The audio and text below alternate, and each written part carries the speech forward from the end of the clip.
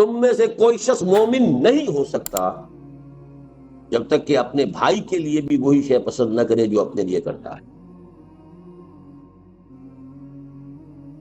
اس سے اونچی اخلاقی تعلیم کیا ہوگی؟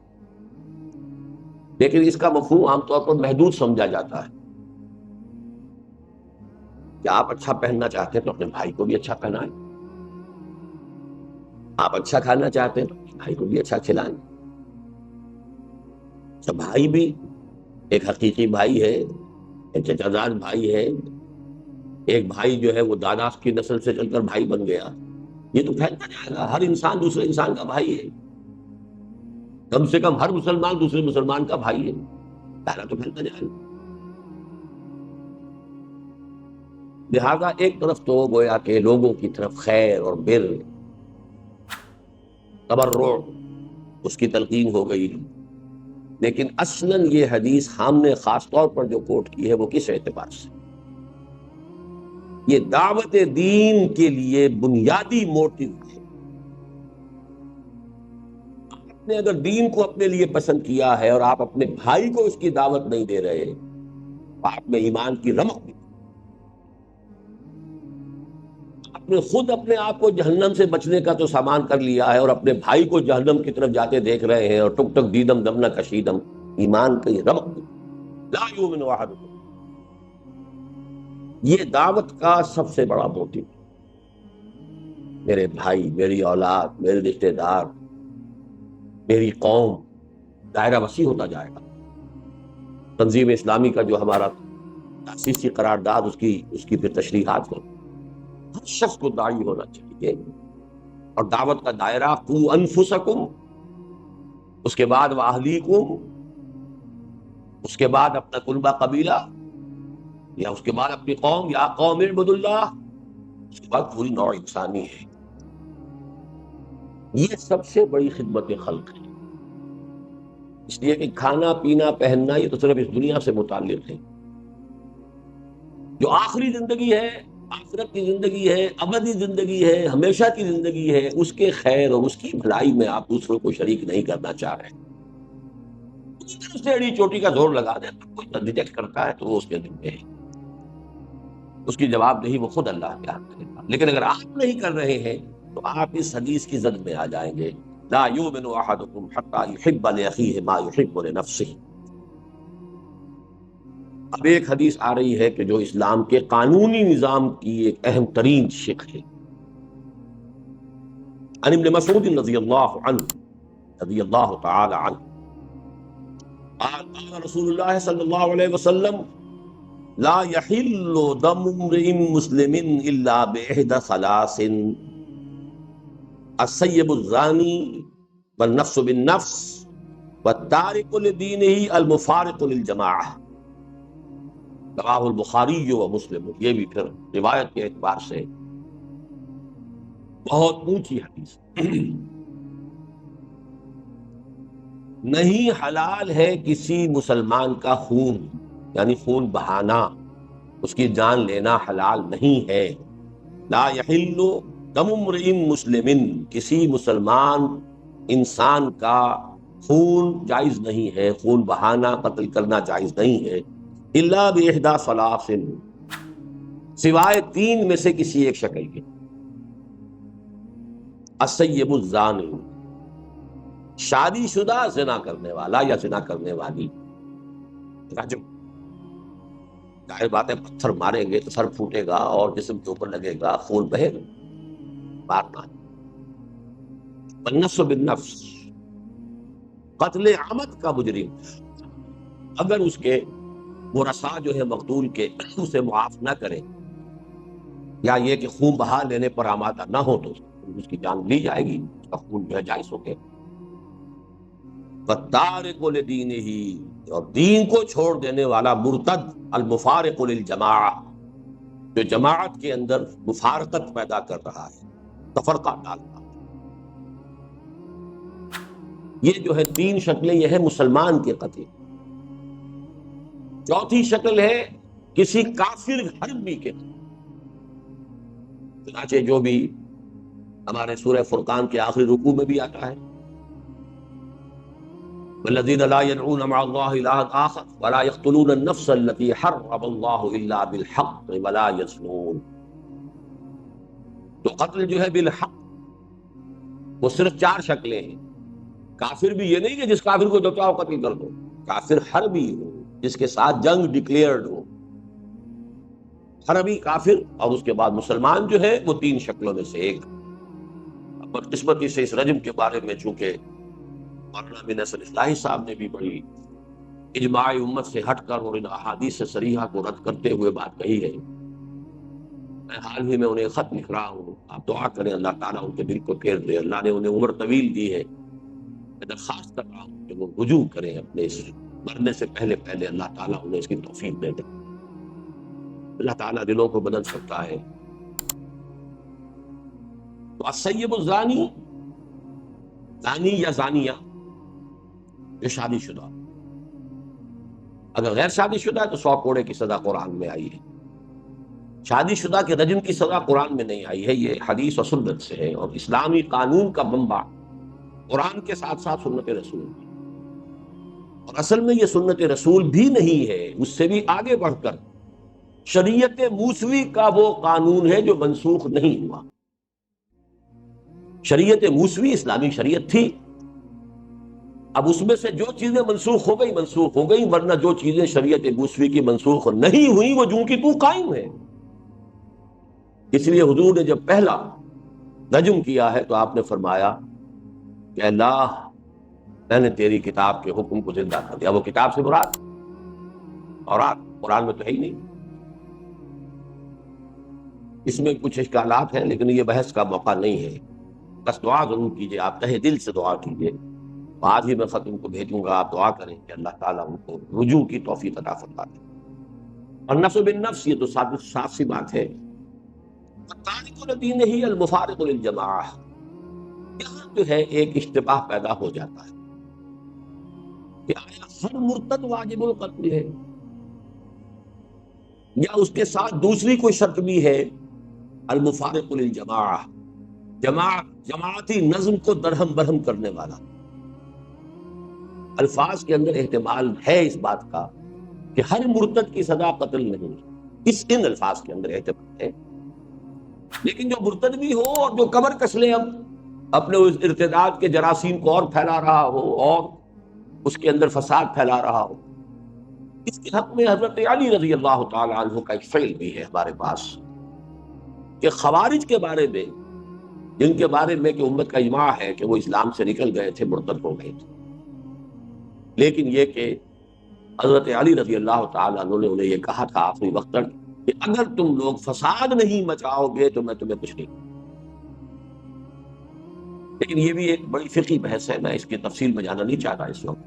مولانا اصلاحی کی رائے یہ ہے کہ ہر مرتد جو ہے واجب القتل نہیں ہے، لیکن وہ مرتد کہ جو باغی بھی وہ واجب القتل. اس کے لیے کچھ گنجائش میں پاتا ہوں، اگرچہ اجماع امت کے خلاف وہ بات بھی جاتی ہے، لیکن حدیث کے الفاظ میں کہنے کے لیے کسی شخص کو کوئی گنجائش نہیں. المفارق، کسی شخص نے بس ایسے ہی اپنا خاموش بیٹھا ہوا ہے، ہو سکتا ہے کچھ دنوں کے بعد رجوع ہی کر لیں، عقل درستی ہو جائے. تو یہ صرف ان الفاظ کے اندر احتمال کی وجہ سے میں نے کہا ہے کہ اس معاملے میں کوئی بات اگر شخص کہتا ہے تو اس کے لیے ایک بنیاد موجود ہے. عن ابی ہریرہ رضی اللہ عنہ ان رسول اللہ صلی اللہ علیہ وسلم قال من كان يؤمن بالله واليوم الآخر فليقل خيرا أو ليصمت ومن كان يؤمن بالله واليوم الآخر فليكرم جاره ومن كان يؤمن بالله واليوم الآخر فليكرم ضيفه رواه البخاری ومسلم. اب یہ دیکھیے، یہ اخلاق کے ضمن میں اخلاق عمدہ اخلاق انسان کے کردار کی خوبی اور بلندی، اس کے اعتبار سے نہایت خوبصورت حدیث ہے. جوامع الکلم میں سے یہاں بھی لفظ آ رہا ہے حسن الاسلام، نہیں یا نہیں. من کان یؤمن باللہ والیوم الآخر، جو شخص بھی اللہ اس یوم آخر پر ایمان رکھتا ہو، سب سے پہلی بات تو یہ ہے کہ وہ زبان کو کنٹرول میں رکھے. فلیقل خیرا او لیصمت، یا تو اچھی بات زبان سے نکالے اور یا چپ رہے.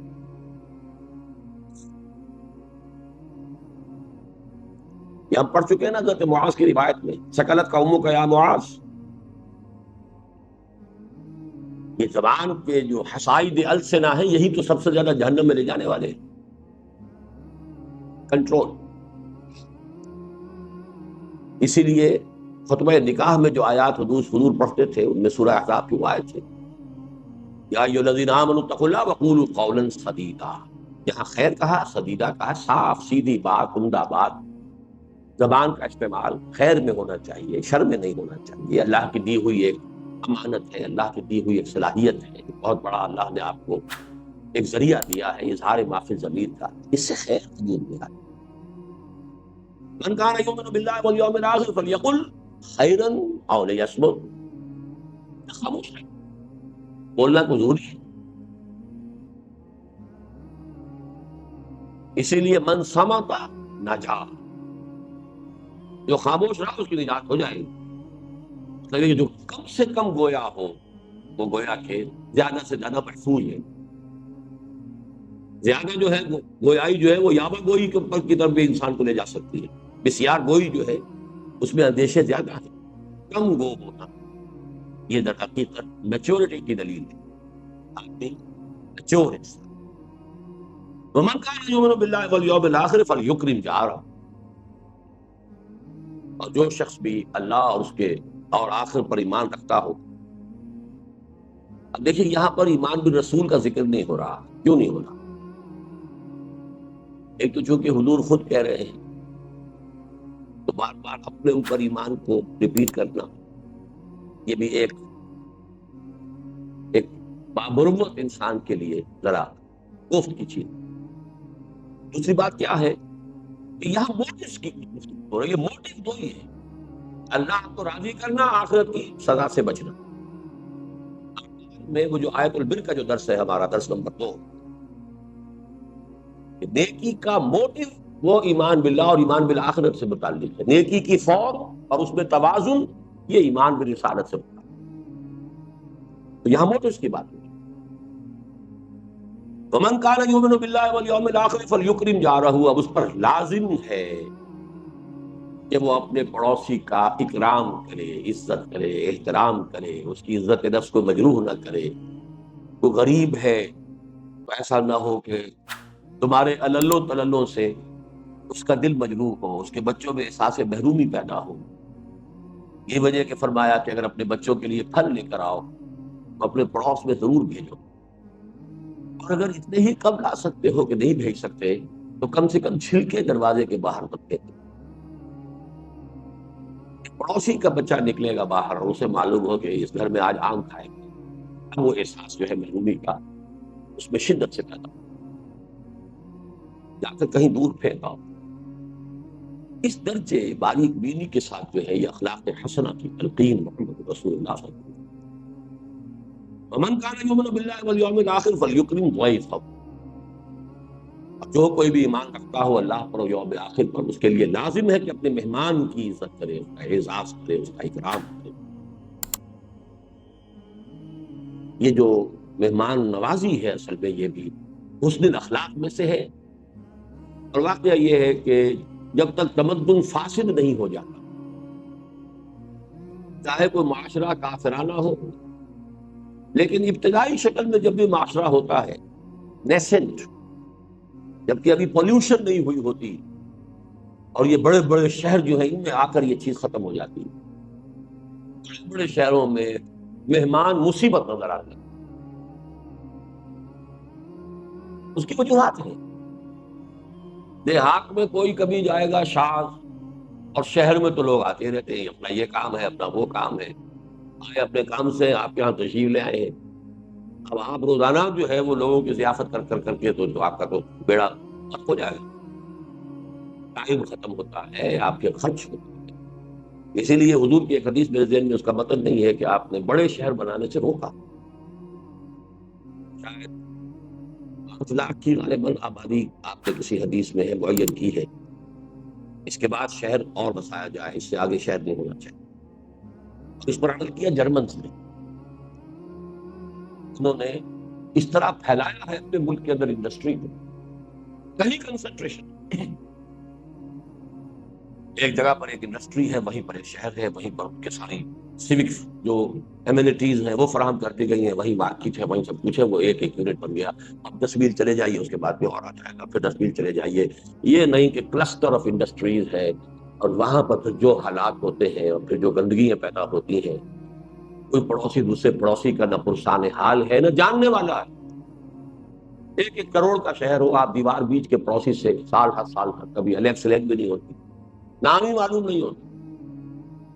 تو یہ در حقیقت حضارت جس کو کہتے ہیں، اور مدنیت مدینہ شہر سے ہے، یہ شہری زندگی کی لعنتوں میں سے ایک لعنت۔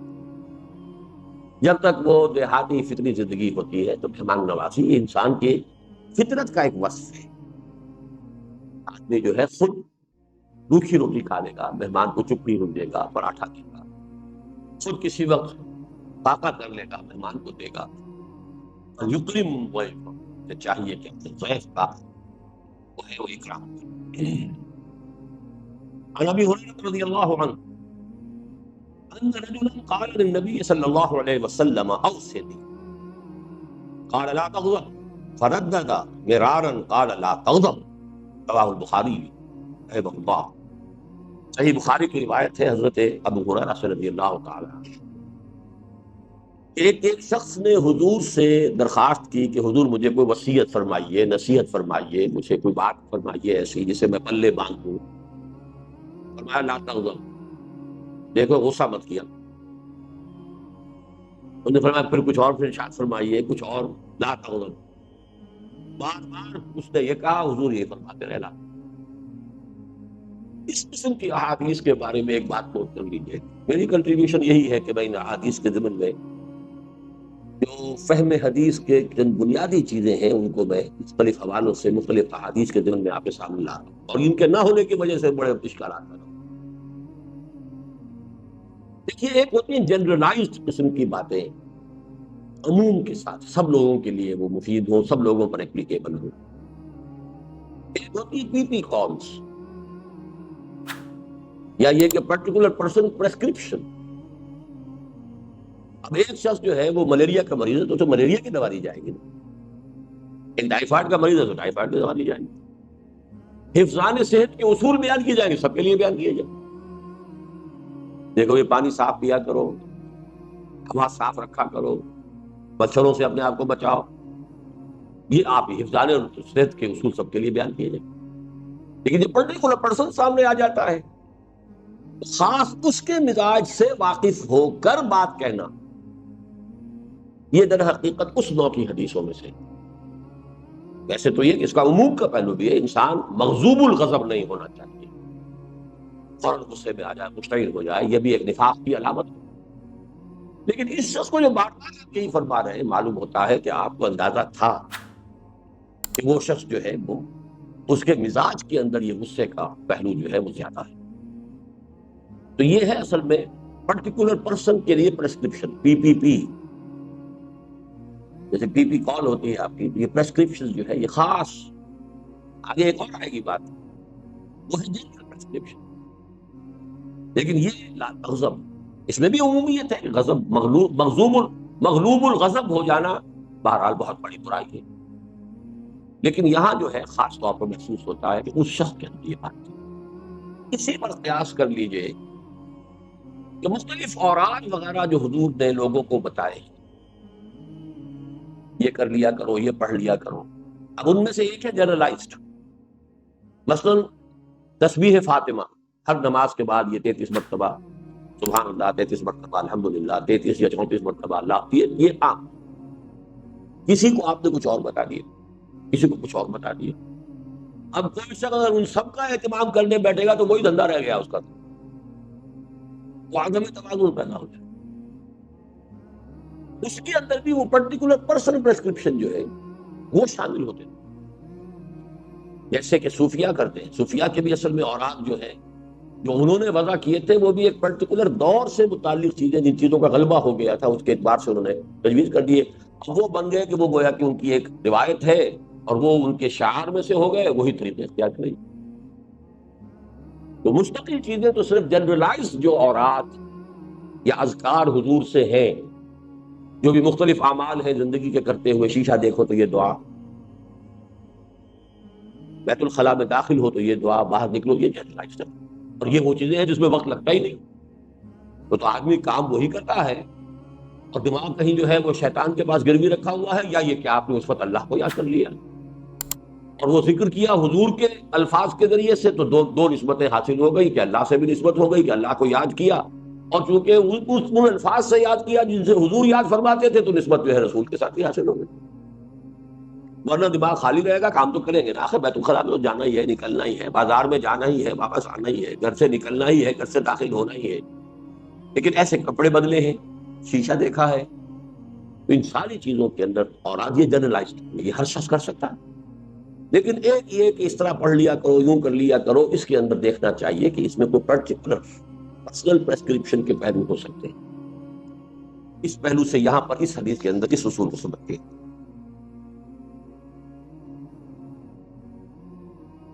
ابی یعلا شداد ابن اوس رضی اللہ عنہ عن رسول اللہ صلی اللہ علیہ وسلم، حضرت شداد ابن اوس رضی اللہ تعالی عنہ، جن کی کنیت ہے ابو یعلا، وہ روایت کرتے ہیں اللہ کے رسول سے صلی اللہ علیہ وسلم، ان اللہ كتب الاحسان علی کل شیء،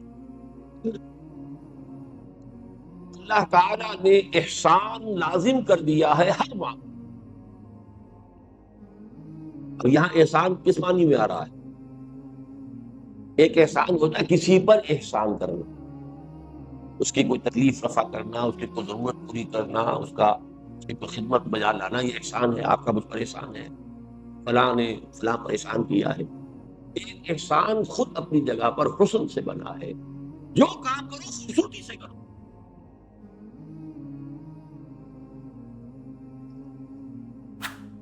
اور وہ احسان اسلام جو ہے تمہاری، اسلام پر تمہارا عمل خوبصورتی کے ساتھ۔ ایک ہے نماز جیسے ہوئی، مارے باندھے پڑھ لی ہے، ٹکرے مار لی ہے، نماز تو چلیے شاید ہو ہی گئی ہو، خوبصورت نماز تو نہ ہوئی، تمہاری نماز خوبصورت ہونی چاہیے، تمہارا جو ہے فعل جو ہے اس کے اندر حسن ہونا چاہیے۔ یہ گویا کہ جسے جلال اور جمال کہتے ہیں، تو جمال کا پہلو بھی ہر شے کے اندر جو ہے۔ اب اس کی مثال دیکھیے، فَإِذَا قَتَلْتُمْ فَأَحْسِنُوا الْقَتْلَ،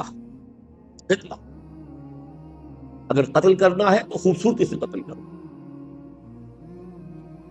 اسی لیے یہ جلاد پیشہ بنا ہے۔ عام آدمی سے کہا جائے اس کی گردن مار دو، تو گردن مارے گا تو ممکن ہے کہ وہ آدھی کٹے آدھی نہ کٹے اور وہ تڑپے، یہ پیشہ کیوں بنا ہے؟ جس کی گردن مارنی ہے، ایک ہی واٹ کے اندر اسے اتنی مشق ہوتی ہے، یہ سعودی عرب میں اب بھی ہوتا ہے، میدان العدل میں یہ نہیں کہ اب وہ بکری کو ذبح کرنا ہے، اب وہ کھنڈی چھری لے لیے، رگڑے جا رہے، وہ اپنے جو ہے بیچاری جو ہے اس کی جان کے اوپر بنی ہوئی ہے، آپ تیز چھری لیں تاکہ یہ کہ ایک دو مرتبہ کے اندر اس کی وہ منزل جو ہے وہ اس میں سے گزر جائے۔ قتل تو کرنا ہے، ذبح تو کرنا ہے، لیکن اس میں بھی حسن اور خوبی، حسن ادا، حسن عمل، اس کو مربوط رکھو۔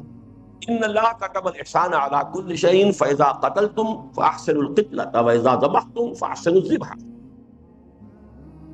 وليحد احدكم شفرته، اور چاہیے کہ تم میں سے ہر شخص اپنی چھری کو تیز کر لیا کرے، وليرح ذبيحته، اور اپنے ذبیحے کو راحت پہنچائے، ورنہ یہ کہ اس کے لیے جو ہے وہ کس قدر خوف تھا، اس کے لیے اس کے بھی احساسات ہیں، اس کی بھی جان ہے، تو جتنی کم سے کم مدت اس پر اس کیفیت میں گزرے، یہ اس کا احسان ہے۔ تو اسلام کا احسان وہ ہے ان تعبد اللہ کانک تراہ فإن لم تکن تراہ فإنہ یراک۔ ابی ذر جندب بن جنادہ و ابی عبد الرحمن معاذ بن جبل رضی اللہ عنہما عن رسول اللہ صلی اللہ علیہ وسلم، حضرت ابو ذر جو ہے وہ اپنی کنیت ہی سے مشہور ہیں، یہ آج میں پہلی مرتبہ نام بھی پڑھ رہا ہوں آپ کا، جندب بن جنادہ، جنادہ کے بیٹے جندب جن کی کنیت ابو ذر رضی اللہ تعالی عنہ، عبد الرحمن معاذ بن جبل، ابی عبد الرحمن معاذ بن جبل، اور حضرت معاذ بن جبل جو ابو عبد الرحمن ہے رضی اللہ عنہما، ان دونوں سے اللہ راضی ہوتا ہے۔ کون سے دونوں؟ ابو ذر اور حضرت معاذ۔ اب دیکھیے، ابو ذر کا نام کسی کو معلوم نہیں، صرف کنیت معلوم ہے ابو ذر۔ معاذ بن جبل کی کنیت کسی کو معلوم نہیں، نام معلوم ہے معاذ بن جبل۔ لیکن یہ دو راوی ہیں، دو صحابی ہیں کہ جو روایت کر رہے ہیں۔ عن رسول اللہ صلی اللہ علیہ وسلم قال اتق اللہ حیث ما كنت واتبع السیئۃ الحسنۃ تمحها وخالق الناس بخلق حسن، رواه الترمذی وقال حدیث حسن، وفی بعض النسخ حسن صحیح۔ یہ امام ترمذی نے اس کو روایت کیا ہے، بعض نسخوں میں تو اس کو حدیث حسن صرف کہا ہے، اور بعض میں حدیث حسن صحیح کہا ہے۔ یہ روایت کے درجے کے اعتبار سے ہے۔ اب یہ تین اس میں ہدایات آئی ہیں، جوامع الکلم تین۔ پہلی بات، اتق اللہ حیث ما کنت، جہاں کہیں بھی ہو اللہ کا تقوی جو ہے وہ تم سے چھوٹنے نہ پائے۔ ایک اور حدیث میں آتا ہے تقوی اللہ فی السر والعلانیہ، چاہے تم کہیں چھپے ہوئے ہو اور چاہے لوگوں کے اندر سامنے موجود ہو، ہر حال میں تقوی۔ یہ نہیں کہ خلوت میں کچھ اور ہے، جلوت میں کچھ اور ہے۔ اتق اللہ حیث ما کنت، جہاں بھی ہو اللہ کا تقوی اپنے دل میں موجود ہو۔ واتبع السیئۃ الحسنۃ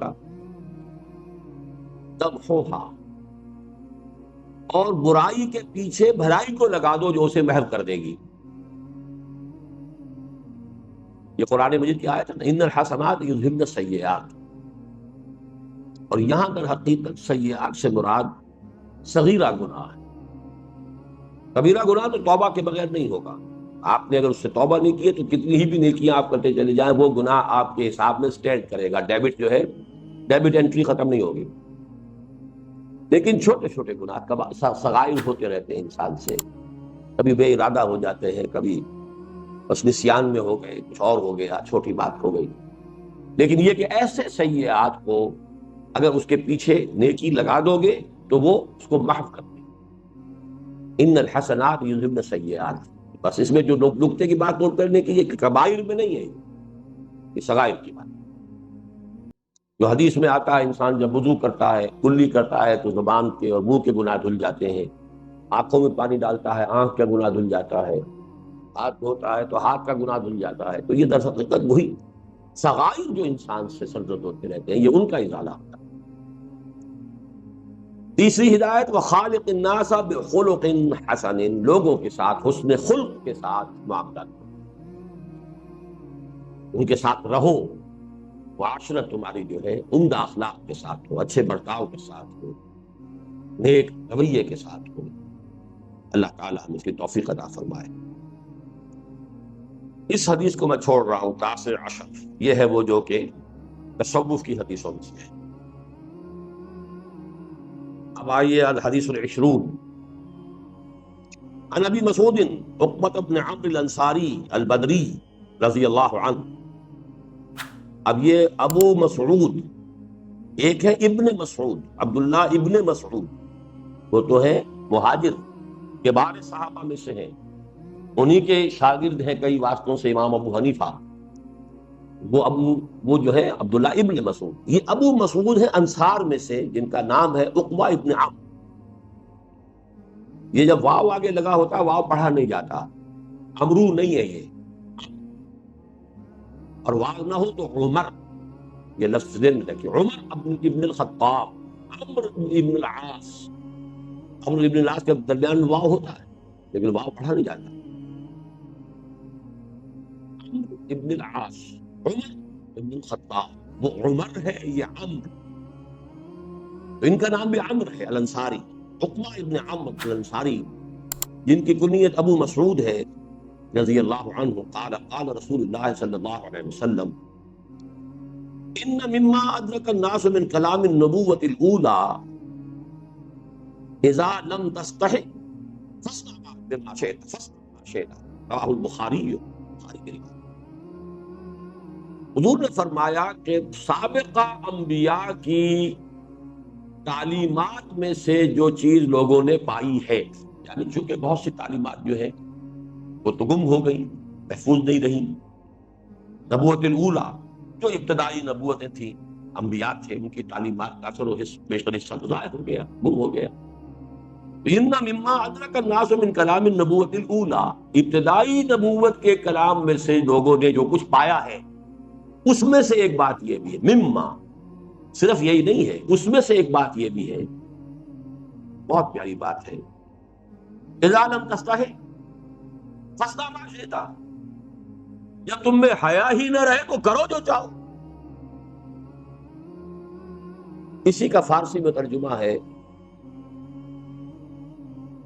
بے حیا باش و ہر چخائی کو، ایک دفعہ حیا کا پردہ اٹھا دو پھر جو چاہو گو۔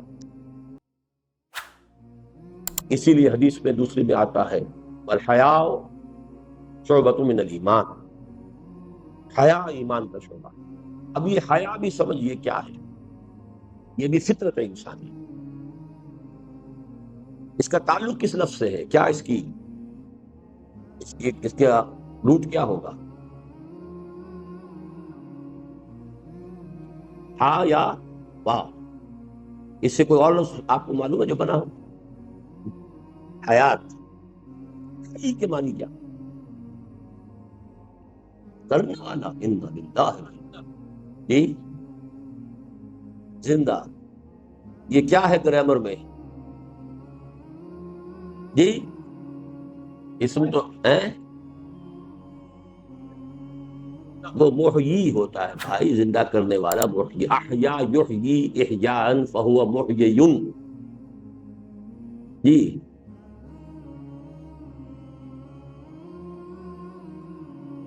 امتحان لیتے رہنا چاہیے۔ صفت مشبہ ہے، حی فعیل، حی فعیل،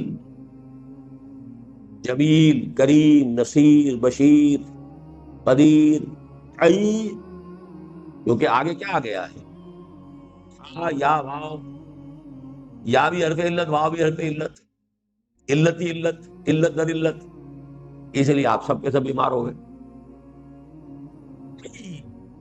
فعیل، اب دیکھیے حیات میں سب سے پہلا وصف کیا ہے؟ بچاؤ، لائف اپنی پریزرویشن چاہتی ہے، first of all preservation of the self جس کو کہتے ہیں، ہر اس چیز سے بچے گا جس سے کہ جان کو اندیشہ۔ ایسے ہی انسان کی حیات باطنی شرم اور حیا، ہر گندگی سے بچنے کی، ہر بے شرمی سے بچنے کی، ہر منکر سے بچنے کی بھی انسان کی سرشت کے اندر ہے۔ یہ ہے اس نفس کی حقیقت، حیا، کہ ایک حیات ظاہری ہے، حیات حیوانی ہے، حیات مادی ہے، جس طریقے سے اس کا پہلا انسٹنکٹ ہے preservation of the self, protection of the life, بچے گا، بھاگے گا، خطرہ جہاں ہے بھاگے گا۔ اسی طریقے سے حیات باطنی ضمیر کی زندگی کے لیے ہر شے سے بے شرمی سے بھاگے، عریانی سے بھاگے، اور اسی قسم کے منکرات سے بھاگے، گریز، یہ ہے حیا۔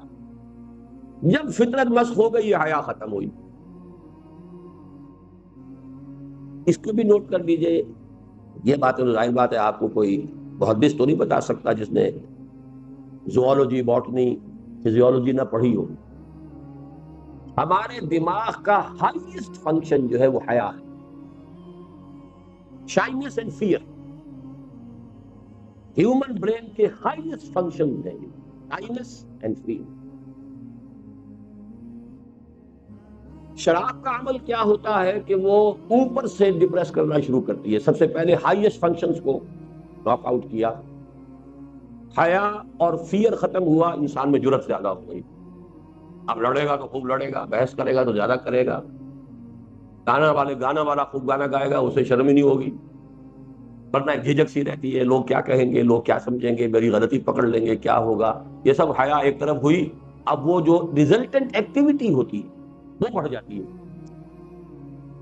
حیا کا ریسٹرینٹ ختم ہوا، فیئر کا ریسٹرینٹ ختم ہوا، جری ہو گیا آدمی، وہ جری نہیں ہوا، وہ اصل میں اس پر سے فیئر کا ریسٹرینٹ ختم ہو گیا. Highest function of the brain has been knocked out. تو ریزلٹ نکلا یہ کہ وہ زیادہ جری نظر آ رہا ہے تو وہی کچھ جو کچھ پہلے تھا اس کے اندر، اس سے زیادہ طاقت تو نہیں آ گئی، اس میں طاقت تو وہی کچھ ہے. اب کوئی گاما پہلوان تو نہیں وہ بن گیا کہ پہلے نہیں تھا اب بن گیا، جو کچھ تھا وہی ہے، لیکن یہ کہ اس میں سے وہ فیئر کا ایلیمنٹ کم ہو گیا. تو بظاہر وہ جرأت زیادہ ہے، بہادری زیادہ ہے، لڑنے مرنے پر آمادہ ہے. اسی طریقے سے شرم، شائنس، اب یہ دونوں الفاظ جو ہیں فیئر اینڈ شائنس، شرم کا پردہ اٹھا دو جاؤ کر، بے حیا باش و ہٹ خالی کو دو ہے. اذا لم تستحی فاصنع ما شئت. اب دیکھیے یہ جنرلائزڈ پرسکرپشن کی بات آ رہی ہے. ان ابی عمرو وقیل ابی عمرہ، سفیان ابن عبداللہ رضی اللہ تعالی عنہ. اب یہ جو ہے حضرت سفیان ابن عبداللہ صحابی ہیں، ان کی دو کنیتیں ہیں، ابو عمرو یا ابو عمرہ، دونوں کہا گیا ہے. بعض نے کہا ابو عمرہ ان کی ہے، ایک نے کہا ہے نہیں ابو عمرو. قال قلت، وہ یہ فرماتے ہیں کہ میں نے عرض کیا حضور سے صلی اللہ علیہ وسلم، یا رسول اللہ قل لی فی الاسلام قولا لا اسأل عنہ احدا غیرک. اے اللہ کے رسول، مجھے تو اسلام کی کوئی ایسی بات آپ بتا دیجئے کہ پھر مجھے کسی اور سے کچھ پوچھنے کی ضرورت نہیں. اب یہ وہ جوامع الکلم میں سے سمجھیے کہ جنرلائزڈ پریسکرپشن میں سے عظیم ترین پریسکرپشن میں سے ہے. قال قل آمنت باللہ ثم استقم. آپ نے فرمایا کہو میں ایمان لایا اللہ پر اور پھر جم جاؤ. یہ جم جانے ہی میں استقامت میں کہا کرتا ہوں قیامت مضمر ہے. اللہ کو تم نے مان لیا تو اب اللہ کی اطاعت کرو، یہ استقامت ظاہری ہے. اللہ کی رضا پر راضی رہو، یہ استقامت باطنی ہے. اللہ پر توکل کرو، یہ استقامت باطنی ہے. تو سارے ایمان کے ثمرہ جم جاؤ اس پر. اس کے برعکس لفظ وہ ہے جو انگریزی میں ویورنگ مائنڈ، ادھر ادھر، کبھی نیکی کی طرف، کبھی ادھر، کبھی اللہ کی طرف، کبھی دنیا کی طرف. ایمان مجھے روکے ہے تو کھینچے ہے مجھے کفر، کعبہ میرے پیچھے ہے کلیسا میرے آگے. یہ کیفیت ہے. ثم استقم. اب یہ جو ہمارا درس ہے اس سے اول کا درس رابع، ان الذين قالوا ربنا الله ثم استقاموا تتنزل عليهم الملائكة الا تخافوا. اور کوئی چیز آئی نہیں وہاں، نہ نماز نہ جہاد، کوئی شے نہیں، کچھ بھی نہیں. جنہوں نے کہا ہمارا رب اللہ پہ جم گئے، اب جمنے کے اندر تو ساری قیامت آ گئی، جہاد بھی اسی میں آ گیا. جب اللہ کو مان لیا، اللہ نے حکم دیا جاہدوا فی سبیل اللہ باموالکم وانفسکم. استقامت کا تقاضا جہاد بھی ہے، استقامت کا تقاضا وہ بھی ہے جو اللہ پر، اس کے رسول پر ایمان رکھے، وہ زبان سے خیر نکالے یا خاموش رہے. جو اللہ اور اس کے رسول، اس کی آخرت پر ایمان رکھتا ہو اپنے پڑوسی کا اکرام کرے. جو اللہ اور آخرت پر ایمان رکھتا ہو اپنے مہمان کی ضیافت کرے. تو استقامت کے اندر ساری قیامت آ گئی.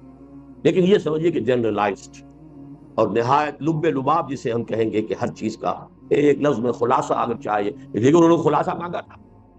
کلی فی الاسلام قولا، اسلام کی حقیقت اور اسلام کے سارے مطالبات کا کوئی ایک لفظ مجھے بتائیے کہ جس میں سب سمجھ دیا جائے اور مجھے پھر کسی اور سے کچھ پوچھنے کی ضرورت نہیں. قال قل آمنت باللہ ثم استقم. آپ نے فرمایا کہو میں ایمان لایا اللہ پر، پھر اس پر جم جاؤ. ابی عبداللہ جابر ابن عبداللہ الانصاری رضی اللہ عنہما. جابر ابن عبداللہ تو ان کا نام ہے، انصاری صحابی ہیں. ان کی کنیت بھی ابو عبداللہ ہے، تو گویا کہ ان کے بیٹے کا نام بھی عبداللہ ہوگا. اور یہ ہوتا تھا، اب بھی ہوتا ہے، دادا کے نام اور بیٹے کا نام. ابی عبداللہ جابر ابن عبداللہ الانصاری رضی اللہ عنہما. یہ دونوں باپ بیٹا جو ہے یہ صحابی ہیں. ان رسول اللہ صلی اللہ علیہ وسلم فقال، ایک شخص نے حضور سے کچھ سوال کیے، ایک سوال کیا اور کہا، عرض کیا، ارأیت اذا صلیت المکتوبات وصمت رمضان وحللت الحلال وحرمت الحرام ولم ازد علی ذلک شیئا ادخل الجنہ قال نعم رواہ مسلم۔ صحیح مسلم کی روایت ہے کہ ایک شخص نے پوچھا حضور سے، حضور مجھے بتائیے میں اگر فرض نمازیں پڑھ لوں، ادا کروں، رمضان کے روزے رکھوں، حلال کو ہی حلال جانوں یعنی اسی پر اکتفا کروں، حرام کو حرام ہی سمجھوں اس سے اجتناب کروں، لم ازد علی ذلک شیئا اور اس پر پھر میں کسی شے کا اضافہ نہ کروں، نوافل اور اوراد اور مراقبے اور یہ اور وہ، یہ میرے بس کا روگ نہیں ہے۔ اور فرض کیجئے کہ وہ کہتا ہے میں جہاد بھی نہیں کر سکتا، قتال کیوں مانوں؟ ظاہر بات ہے ایک جہاد تو ان چیزوں کے لیے بھی ضروری ہے، حرام کو چھوڑنے کے لیے جہاد ضروری ہے، حلال کے اوپر قائم رہنے پر جہاد ضروری ہے، لیکن یہ کہ ایک قتال فی سبیل اللہ، فرض کیجئے وہ شخص کہتا ہے کہ میں اس کے لیے بھی مشکل ہے میرے لیے، لیکن بتائیے میں یہ چار چیزیں کر دوں، نماز میں پڑھ دوں جو مکتوب ہے جو کہ فرض، روزے رکھ دوں رمضان کے، باقی مجھ سے نہیں رکھے جاتے لیکن رمضان کے روزے میں پورے کر دوں، وحرمت الحلال وحرمت الحرام، حلال کو حلال سمجھوں اسی پر اکتفا کروں، حرام کو حرام سمجھوں اس سے بچ جاؤں، اور اس پر میں کوئی اضافہ نہ کروں، ادخل الجنہ یا میں جنت میں داخل ہو جاؤں گا، میں نام۔ یہ بھی پرٹیکولر پرسن کی بات ہے، اچھی طرح سمجھیے، اس کو جنرلائز کرنا درست نہیں ہوگا، اس لیے کہ اب ایک آدمی ہے دیہات سے چل کر آیا، حضور کی صحبت سے زیادہ فیضیاب نہیں ہوا، ابھی اس کی کوئی تربیت نہیں ہوئی، تزکیہ نہیں ہوا، وہ کہتا جی میں تو ٹھیک ہے یہ کام تو میں کر دوں گا، جو بدویانہ مزاج تھا اس کا پورا ایک نقشہ جو اس کے پیچھے موجود ہے، صاف گوئی، ٹھوک کر بات کرنا، کوئی اس میں ایچ پیچ نہیں ہے، صرف صاف صاف بات، اگر یہ میں کر دوں تو جنت میں داخل ہو جاؤں گا، فرمایا ہاں ہو جاؤں۔ اس میں کئی ہمارے لیے ہیں، ایک تو یہ کہ ہمارے جو کانسیپٹس بن گئے دینداری کے، اس کے معیارات کو درست کرنے کے لیے حدیث پڑھی ہے، اصل شے حلال اور حرام ہے، اب یہ آدمی کچھ مکروہات میں مبتلا ہو گیا ہے، لمم جس کو کہا ہے سورہ نجم میں، وہ غلطیاں کچھ ہو گئی، یہ حلال اور حرام، حلال پر اکتفا کرو، حرام سے اجتناب کرو، فرائض ادا کرو، تو یہ بیسک بیس لائن یہی ہے۔ اس کے بعد اپنی اپنی ذوق ہے، کوئی شخص وہ ذوق جو ہے وہ قتال فی سبیل اللہ میں پورا کر رہا ہے، کوئی شخص جو ہے وہ کہیں نوافل میں ادا کر رہا ہے، لیکن یہ کہ جہاد جو ہے وہ ایمان کا لازمی فرض ہے، جدوجہد جو ہے نفس کے خلاف جہاد، باطل کے خلاف جہاد وہ تو کرنا ہی ہے، لیکن بہرحال دین کی سادہ ترین شکل میں یہ حدیث جو ہے، اور اس میں پرٹیکولر پرسن والا پہلو دیکھ لینا چاہیے۔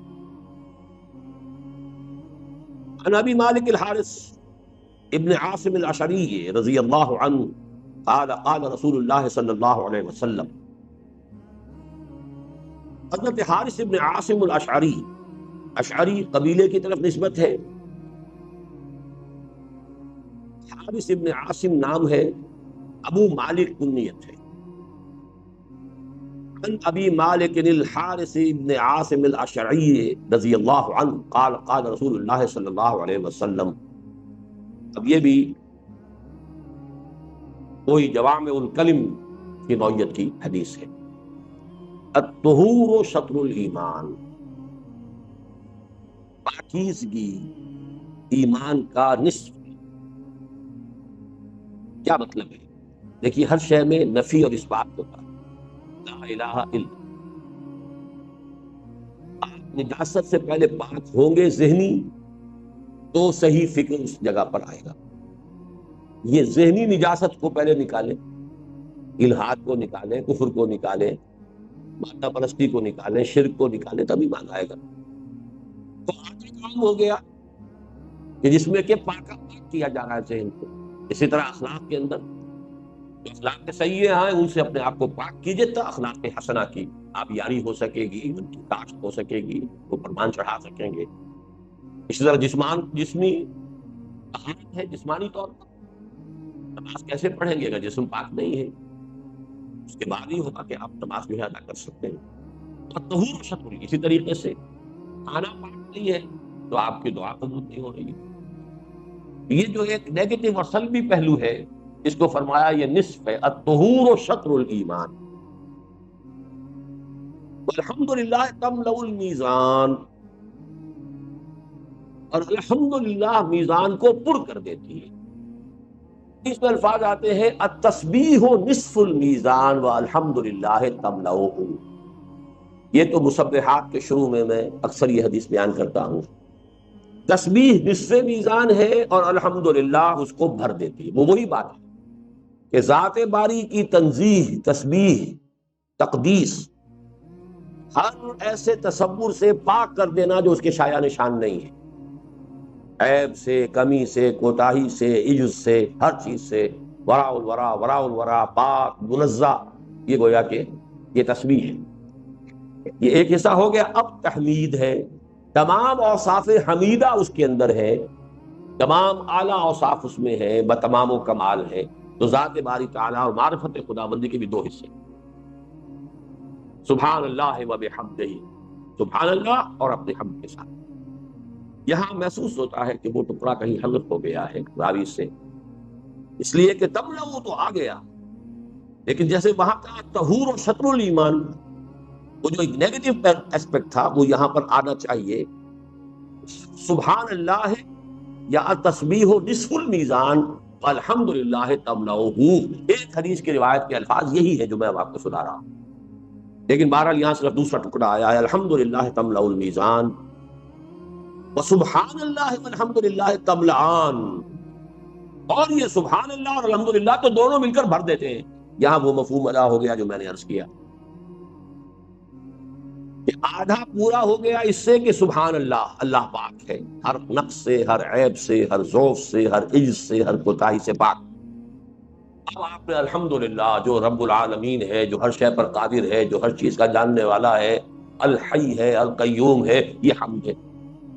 تو سبحان اللہ والحمدللہ تملأان، اور تملأ ما بین السماء والارض، یا بھر دیتا ہے یہ کلمہ آسمان اور زمین کے درمیان کل فضا کو، یعنی کل معرفت خداوندی ان دو کلمات کے اندر ہے، سبحان اللہ الحمد۔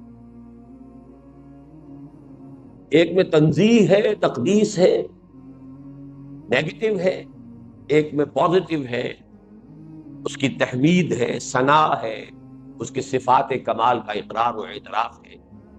ان دونوں سے میزان پوری ہو جاتی ہے۔ والصلاۃ نور، نماز نور ہے، والصدقۃ برہان، اور صدقہ اور خیرات جو ہے یہ برہان ہے، دلیل ہے۔ اس چیز کی دلیل ہے، صدقہ انسان کے صدق ایمان کی دلیل۔ صلاۃ نور کیوں ہے؟ اس لیے کہ ان نور ذات باری تعالیٰ ہے، اور اس کی یاد کا جامع ترین ذریعہ نماز ہے۔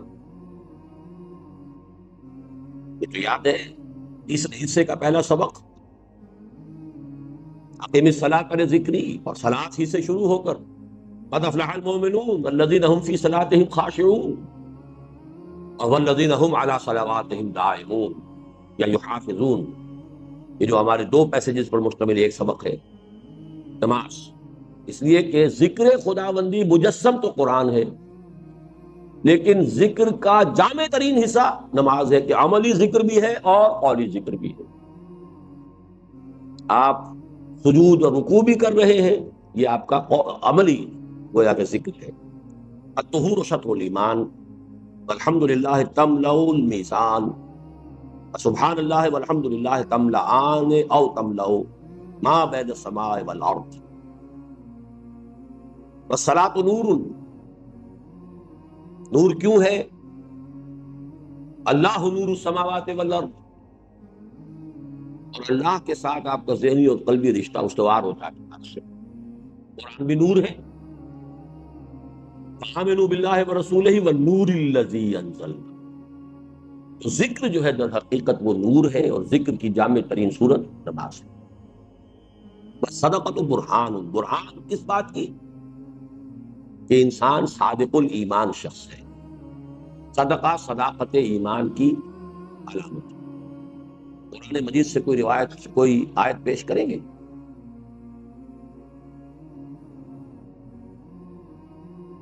درس دوم کیا ہے؟ ليس البر أن تولوا وجوهكم قبل المشرق والمغرب ولكن البر من آمن بالله واليوم الآخر والملائكة والكتاب والنبيين وآتى المال على حبه ذوي القربى واليتامى والمساكين وابن السبيل والسائلين وفي الرقاب. اور آخری الفاظ کیا ہیں؟ اولئک هم الصادقون، یہ لوگ سچے. تو ایک تو سچائی باطنی ہے کہ ایمان ہو، لیکن اس کا ظہور جو ہے وہ عمل میں ہوگا. تو سب سے پہلا جو ہے عمل وہ صدقہ.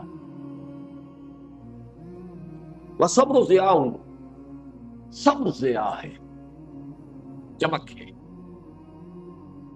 اس کی کیا توجیہ ہے؟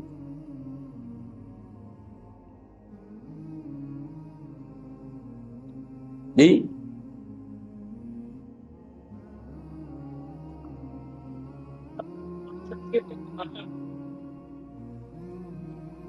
صحیح آپ کہہ رہے ہیں. اور اسی لیے روزہ بھی صبر ہے. روح کو نکھارنے اور جلا دینے والی چیز صبر. معنوی شخصیت کو جلا دینے والی اور نکھارنے والی شے صبر. والقرآن حجت لک او علیک، قرآن حجت ہے یا تمہارے حق میں یا تمہارے خلاف. ایک تو یہ ٹکڑا تو ہمیشہ یاد رکھیے، لام اور علا کا جب تقابل ہم کرتے ہیں مختلف اسباق میں دروس میں، اس کو یاد رکھنے کے لیے یہ پیاری حدیث ہے. حجت لک او علیک، یا تمہارے حق میں حجت یا تمہارے خلاف. حق میں حجت، اس پر ایمان لاؤ گے، اس کو اپنا امام بناؤ گے، اس کی پیروی کرو گے، اس کے پیچھے چلو گے، اس کے حلال اور حرام کو تسلیم کرو گے، تو یہ تمہارے حق میں دلیل بن کر کھڑا ہو جائے گا. قیامت کے دن بھی گواہی دے گا، دنیا میں بھی تمہارے لیے نور بنے گا اور آخرت میں تمہارے لیے شافع بنے گا. اگر اس کو مانو گے نہیں، اگر اس پر عمل نہیں کرو گے، پڑھو گے لیکن عمل نہیں کرو گے، تو حجت قائم ہو گئی، مزید مشکل ہو گئی. پڑھو گے سمجھو گے نہیں تو حجت تمہارے خلاف ہوگی کہ اللہ یہ مجھے پڑھتا تھا سمجھتا نہیں، اللہ یہ مسلمان تو مجھے پڑھتا ہی نہیں، اللہ یہ سمجھتا بھی تھا بدبخت عمل نہیں کرتا. تو حجت تو شدید سے شدید پر ہو رہی ہے. علیہ کا تمہارے خلاف استغاثہ لے کر آئے گا. اللہ یہ کہتا کہ میں مانتا ہوں کہ تو اللہ کی کتاب ہے، اس نے کبھی پڑھا ہی نہیں. اللہ یہ پڑھتا تھا سمجھتا ہی نہیں تھا، اللہ یہ سمجھتا تھا عمل نہیں کرتا تھا. اور اللہ اس نے اپنا تو عمل کیا، مجھے دوسروں تک پہنچایا نہیں. لا یؤمن احدکم حتی یحب لاخیہ ما یحب لنفسہ بلغوا عنی ولو آیۃ.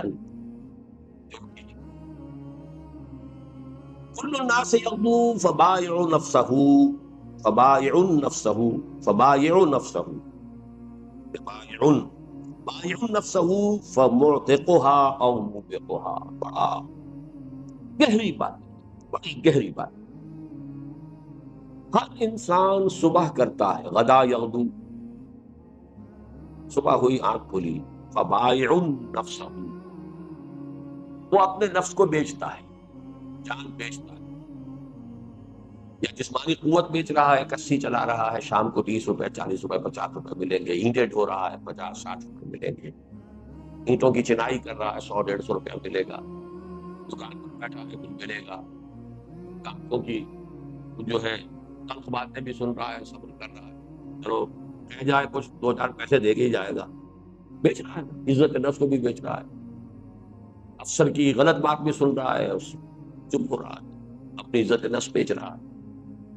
کوئی ڈاکٹر بیٹھا ہوا اپنی صلاحیت جو ہے میڈیکل ایکسپرٹیز وہ بیچ رہا ہے. وکیل اپنا دماغ بیچ رہا ہے، اس نے اپنی وہ آرگومنٹ کی صلاحیت، قانون دانی اس کو بیچ رہا، ہر شخص بیچ رہا ہے. انویسٹمنٹ ہو رہی ہے صبح سے شام تک. You're selling yourself.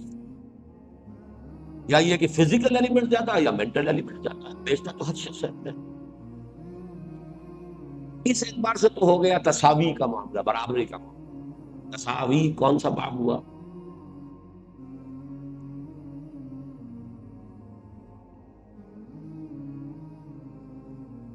کچے ہیں، میں نے آپ کو بتایا ہے کہ باب 8 پکے ہو جائیں تو آدھی عربی آ جائے گی.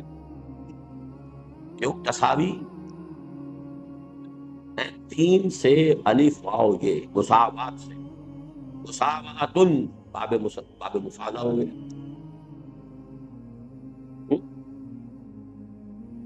چلیے آگے چلتے ہیں۔ کل الناس یغدو فبائع نفسہ، وہ بیچتا ہے اپنے نفس کو، موبقھا و موبقھا۔ نتیجے دو مختلف نکلتے ہیں۔ ایک شخص دن بھر اپنی جان بیچتا رہا، اپنی توانائیاں بیچتا رہا، شام کو آیا تو اپنے نفس کو آگ سے چھٹکارا دلا کر کوئی حرام کام نہیں کیا، کوئی جھوٹ نہیں بولا، کوئی وعدہ خلافی نہیں کی، کوئی خیانت نہیں کی، تو اپنے اعتاق کہتے ہیں آزاد کرنا، آتاقا آزاد کیا، آزاد کرتا ہے اپنے نفس کو، مشقت جھیلی لیکن کم سے کم یہ تو ہو گیا۔ دوسرا وہ بدبخت ہے، مشقت جھیلتا ہے اور شام کو لے کر آتا ہے تو گناہ کا کی ایک پنڈ جو ہے وہ بھی لے کر آتا ہے ساتھ، اپنے نفس کا بیڑا غرق کر کے بھی آتا ہے۔ خسر الدنیا والآخرہ، دن بھر کی مشقت بھی جھیلی اور آخرت کا عذاب لے کر آیا، منہ بے بہا، یا اسے ہلاکت کر حکیمانہ قول۔ لقد خلقنا الانسان فی کبد، ہم نے انسان کو پیدا کیا مشقت میں۔ مشقت تو لابد منہ ہے، ہر حال میں مشقت تو ہونی ہی ہونی ہے۔ مومن کی بھی مشقت ہے، کافر کی بھی مشقت ہے، ملحد کی بھی مشقت ہے۔ دنیا تو قید حیات و بند غم اصل میں دونوں ایک ہے، موت سے پہلے آدمی غم سے نجات پائے کیوں؟ یہ تو ہر ایک کو ہی کرنا ہے، غم بھی ہے، صدمے بھی ہیں، ہر ایک کے لیے ہے۔ کسی کو سلطنت چھوٹنے کا صدمہ ہے، کسی کا بیٹا مر گیا اس کا صدمہ ہے، صدمہ تو ہے صدمہ، کسی کا مال جو ہے وہ ختم ہو گیا اس کا صدمہ ہے، لیکن صدمہ تو ہر ایک کے لیے ہے۔ قید حیات و بند غم اصل میں دونوں ایک ہیں، جب تک یہ قید حیات ہے بند غم بھی لگا رہے گا، موت سے پہلے آدمی غم سے نجات پائے کیوں؟ لیکن بدبختی در بدبختی کیا ہے کہ اب تو گھبرا کے یہ کہتے ہیں کہ مر جائیں گے، اور مر کے بھی چین نہ آیا تو کدھر جائیں؟ وہاں جا کر بھی اگر جہنمی کے حوالے کر دیے گئے۔ یہ ہے صرف سارا پھر سورۃ العصر کا یہ خلاصہ ہے، اور میرے اس کتاب میں یہ اشعار موجود ہیں۔ رواہ مسلم، اگلی حدیث بھی چھوڑ دیجئے، یہ بھی تصوف کی حدیث ہے۔